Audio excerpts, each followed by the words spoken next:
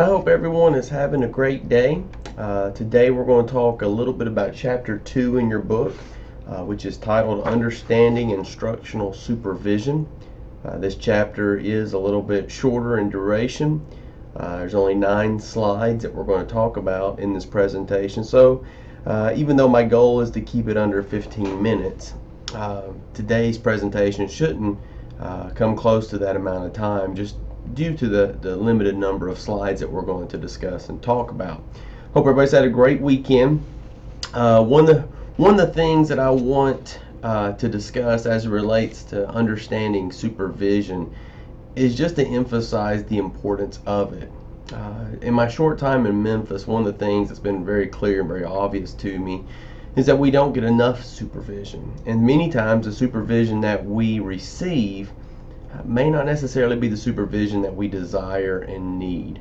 So today we're going to talk about a few things as it relates to supervision, understanding some different types of supervision, what the intent of supervision is, and just the overall importance behind supervision. So let me go ahead and get this set up, and we'll talk about some of these slides. When we think about instructional supervision, there's a few things that needs to be understood. First of all, instructional supervision is there to help us to excel in the classroom. If you look at these 4 points: complexity of schools, different preparation, variance and experience, and accountability, we look at each of those areas, and first of all we think about complexity of schools. One of the unique things about elementary, middle, and high school is just how all of them are very different. No schools are typically the same. Almost every school that I walk into has a different feel, has a different format, has a different flow to the day. And when you think about physical education teachers, most of them have very different schedules. Some may only have PE once a week, some twice, some may have PE 5 times a week, but they may only do it for a couple of weeks. And so as a supervisor, that's important for us to know as it relates to the feedback that we're going to provide. Different preparation. Every school is different in how they prepare. Every teacher is different in how they prepare.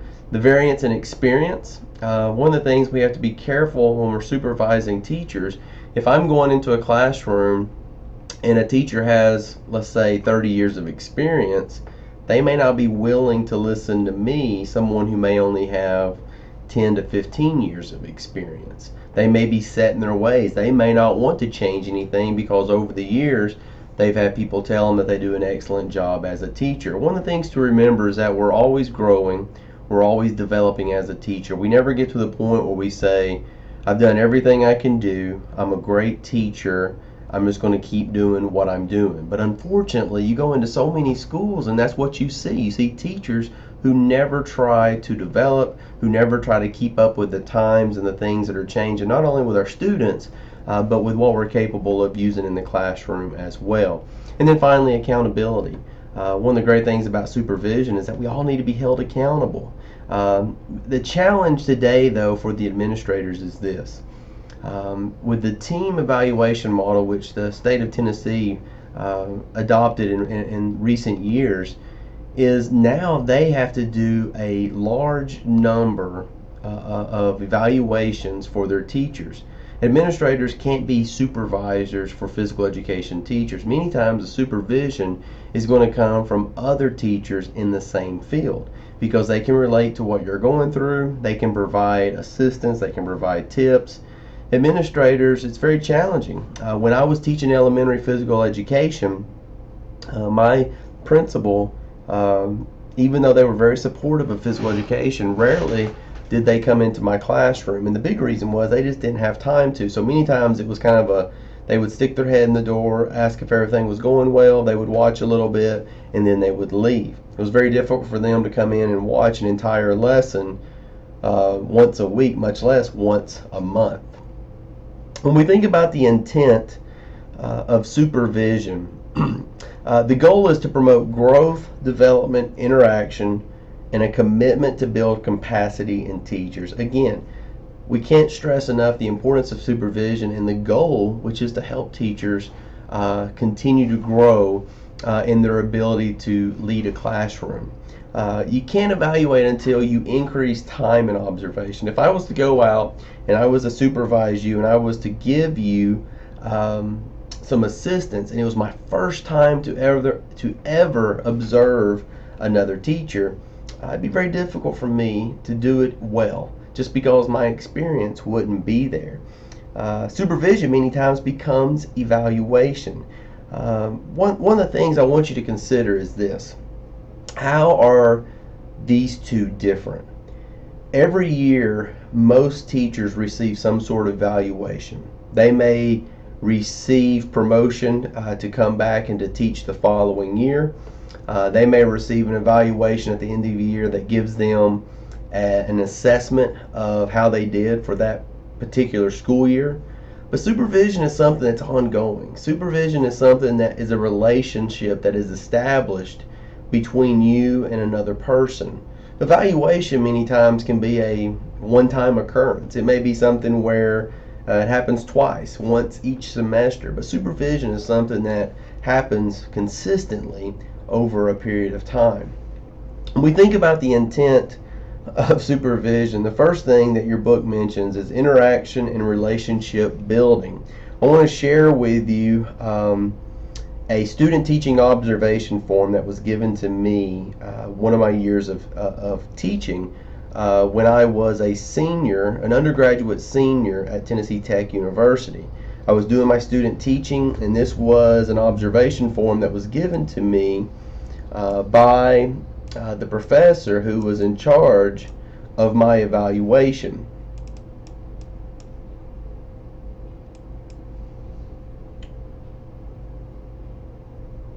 So here's the form that I wanted to share with you. I know it's difficult to see, but the professor that had come to evaluate me had provided some comments for each of these areas. As you can see, it was from 1999. It was at Cookeville High School, which is one of the largest high schools in the state of Tennessee. The reason I show you this is because the professor didn't actually come and observe me. She came, she sat in my class for about 5 minutes, and then she left. So I didn't really receive any sort of thorough evaluation, much less did I receive any supervision. So even though she filled this out and provided comments, not much of what she communicated to me was very helpful, because there just wasn't a relationship that was established between she and I. So as we go back to this particular slide, notice a couple of other things. Ongoing learning never stops. You increase the teaching will increase the amount of learning. In other words, the more we teach, the more opportunity we have to learn. And you also want to have an increase of trust. With the professor that was evaluating me, there wasn't a lot of trust there, just because we hadn't really established a relationship or spent much time together. But the question becomes this: do all teachers need supervision? I think the answer is yes. I think all teachers do need some sort of supervision. More than anything, though, we have to be self-motivated, and we have to really push ourselves to try to grow as a teacher each and every day. We think about the intent evaluation. So now we look at the difference between the two, and I shared an example of that a few minutes ago. But ultimately, evaluation is going to serve as a complement to supervision.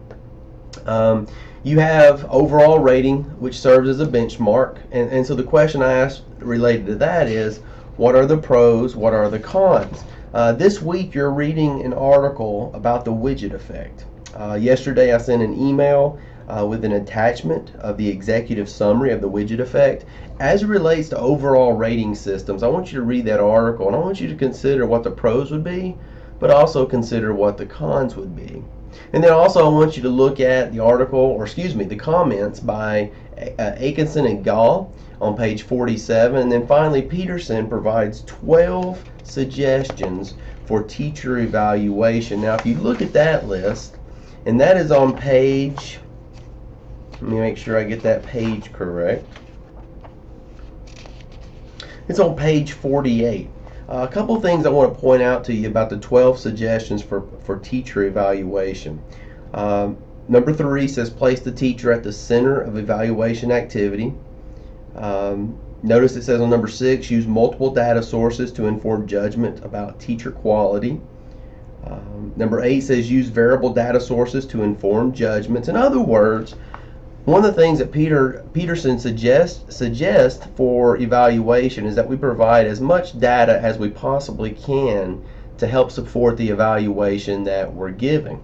And as a teacher, that is something that we want. If we're going to receive a rating, if we're going to receive an evaluation, many times we want the documentation to provide suggestions to us about our teaching and finding ways that we can improve on our overall ability. Just a couple of different types of supervision that I want to point out to you. Differentiated supervision. Notice the definition. It says an approach to supervision that provides teacher with options about the kinds of supervisory and evaluative services they receive. In other words, we want teacher to have some sort of control over the support they need. We also want them to understand that it is a process approach. And so with differentiated supervision, you're allowing the teacher to decide what elements of supervision they want to be provided. And then the other type is developmental supervision.